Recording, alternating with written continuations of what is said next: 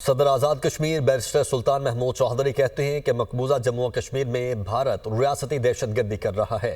بھارت دنیا کے دیگر ممالک میں بھی دہشت گردی کر رہا ہے۔ عالمی برادری کشمیری عوام کو اقوام متحدہ کی قراردادوں کے مطابق ان کا حق خود ارادیت دلوائے۔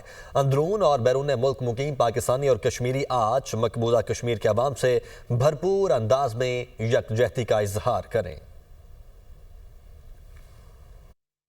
دہائیوں سے ہم مقبوضہ کشمیر کے عوام کے ساتھ یکجہتی کا اظہار کرتے ہیں۔